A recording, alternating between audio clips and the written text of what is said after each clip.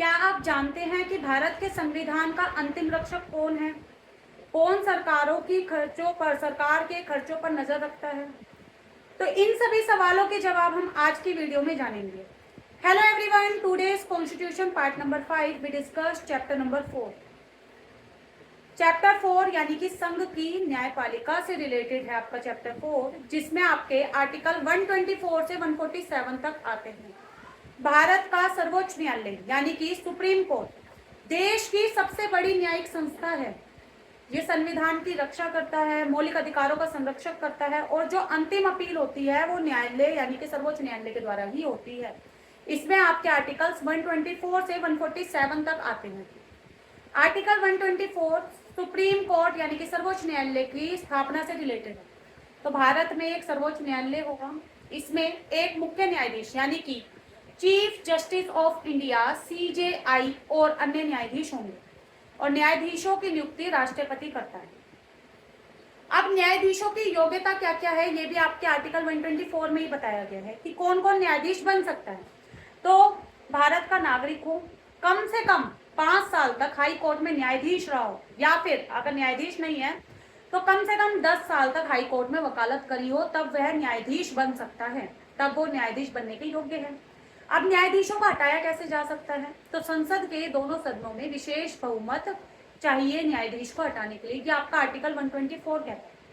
Article 125 आपका वेतन और भत्तों से रिलेटेड है। न्यायाधीशों के वेतन या भत्ते जो भी दिए जाएंगे वो कहाँ से दिए जाएंगे? तो भारत की संचित निधि से दिए जाएंगे। और कार्यकाल के दौरान न्यायाधीशों का वेतन कम नहीं किया जा सकता। आपका ये आर्टिकल 125।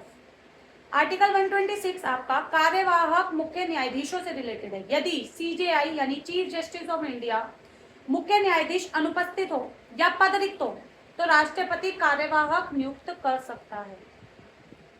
आर्टिकल 127 आपका तदर्थ न्यायाधीशों से रिलेटेड है, यानी कि जब कार्यभार अधिक हो जाए, अधिक कार्यभार के दौरान एक्स्ट्रा मतलब कि तदर्थ न्यायाधीशों को नियुक्त किया जा सकता है।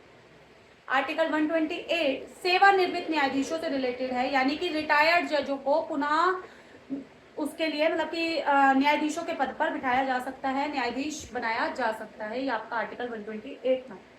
आर्टिकल 129 अभिलेख न्यायालय से रिलेटेड है, यानी कि सुप्रीम कोर्ट क्या है? कोर्ट ऑफ रिकॉर्ड है, सभी चीजों का रिकॉर्ड रखता है। आर्टिकल 130 आपका किससे रिलेटेड है? तो सुप्रीम कोर्ट का स्थान बताया गया है, यानी कि सुप्रीम कोर्ट का मुख्यालय कहाँ है? तो सुप्रीम कोर्ट का मुख्यालय नई दिल्ली में है। अगला जो आर्टिकल्स हैं वो आपके इनके क्षेत्र अधिकार बता रहे हैं सुप्रीम कोर्ट के, यानी कि सबसे पहला आपका प्रारंभिक क्षेत्र अधिकार है, यानी कि आर्टिकल 131 में आपका क्या है? केंद्र और राज्यों के बीच में जो भी विवाद है, उनके बीच में जो भी फैसला करेगा वो सुप्रीम कोर्ट करेगा। अगला जो आर्टिकल है अपीलीय क्षेत्र अधिकार आता है सुप्रीम कोर्ट का, जिसमें आपका आर्टिकल 132 यानी कि संवैधानिक मामलों में अपील आती है। आर्टिकल 133 दीवानी मामलों में अपील है। आर्टिकल 134 आपका फौजदारी मामलों में अपील है और 134 के ही ए पार्ट में आपका अपील हेतु प्रमाण पत्र दिया गया है। आर्टिकल 135 आपका किससे रिलेटेड है? तो संघीय न्यायालय की कुछ शक्तियां सुप्रीम कोर्ट को प्राप्त है। आर्टिकल 136 ये जो शक्ति है ना, ये बहुत इंपॉर्टेंट है। सबसे ज्यादा जो इंपॉर्टेंट है वो 136 में जो शक्ति दी गई है सुप्रीम कोर्ट को, वो सबसे इंपॉर्टेंट है। यानी कि क्या दिया गया इसमें? सुप्रीम कोर्ट के पास ये शक्ति है कि वो किसी भी न्यायालय के निर्णय के विरुद्ध विशेष अनुमति से अपील को सुन सकता है, ये इसके पास राइट है। आर्टिकल 137 आपका पुनर्विचार, यानी कि अगर सुप्रीम कोर्ट कोई गलत फैसला ले लेता है या फिर उसके पास पुनः विचार करने की शक्ति है, कोई गलत फैसला हो जाता है या कोई नई जानकारी उसे बाद में मिलती है तो उस पर वह दोबारा से विचार कर सकता है।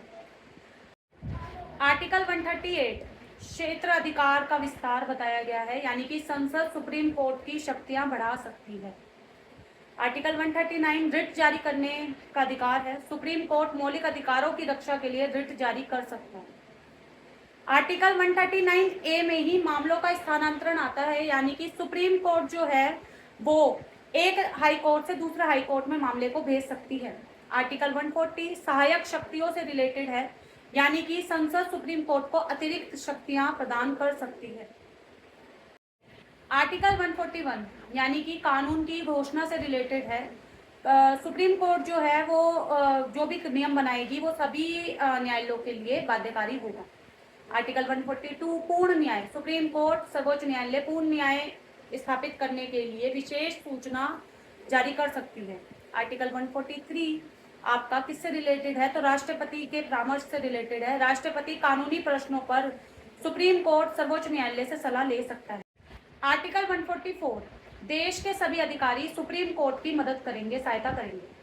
आर्टिकल 145 आपका सुप्रीम कोर्ट जो है वो अपने नियम बना सकती है। आर्टिकल 146 सुप्रीम कोर्ट में जो भी न्यायाधीश हैं, जो भी नियुक्तियां की जाएंगी, उनकी नियुक्ति और उनके खर्चों से रिलेटेड बात इसमें कही गई है। और आर्टिकल 147 इसकी व्याख्या, जो भी इसमें शब्द यूज हुए हैं उनकी व्याख्या की गई है। तो ये था आपका चैप्टर नंबर 4, जिसमें हमने सुप्रीम कोर्ट के बारे में जाना, जिसमें हमने आर्टिकल 124 से लेकर 147 तक डिटेल्ड में समझे कि कौन कौन से आर्टिकल्स हैं, किसमें सुप्रीम कोर्ट क्या काम कर सकती है, किसकी सहायता कर सकती है, कौन कौन से चीज़ों पे अपील ले सकती है, क्या क्या रिट जारी कर सकती है, इन सब के बारे में हमने ये जाना। अगला जो आपका चैप्टर है वो है आपका चैप्टर नंबर 5, नियंत्रक एवं महालेखा परीक्षक, कैग जिसे कहा जाता है। इसमें आपके टोटल 4 आर्टिकल हैं। आर्टिकल 148 से आर्टिकल 151 तक ये आपका चैप्टर चलता है। पार्ट 5 का, कॉन्स्टिट्यूशन के पार्ट 5 का ये लास्ट चैप्टर है, जिसमें हम 4 आर्टिकल्स को जानेंगे। तो पूरा नाम controller and auditor general of India है इसका, कैग जिसे कहा जाता है। इनमें जो आर्टिकल है वो 148 से 151 तक आते हैं। तो आर्टिकल 148 आपका किससे रिलेटेड है, इनकी नियुक्ति से रिलेटेड। राष्ट्रपति द्वारा इनकी नियुक्ति की जाएगी और इनका जो कार्यकाल है वो 6 वर्ष या 65 वर्ष जो पहले पूरी हो जाए उससे रिलेटेड है। आर्टिकल 149 शक्तियों से रिलेटेड है, यानी कि केंद्र के खातों की जांच करेगा, राज्यों के खातों की जांच करेगा, संसद में रिपोर्ट देगा। ये सारा काम कौन करेगा, कैग करेगा। यानी कि पैसा सही खर्च हुआ है या नहीं हुआ है, नियमों का पालन हो रहा है सही से या नहीं हो रहा है, योजना सफल रही या नहीं रही, ये सारे काम जो शक्तियां है वो किसके पास है, कैग के पास है। आर्टिकल 150 खातों का प्रारूप, यानी कि राष्ट्रपति कैग की सलाह पर सरकारी खातों का प्रारूप तय करता है। और आर्टिकल लास्ट आपका आर्टिकल 151 आपका रिपोर्ट से रिलेटेड है। कैग अपनी रिपोर्ट किसको देगा, तो राष्ट्रपति या राज्यपाल को देगा।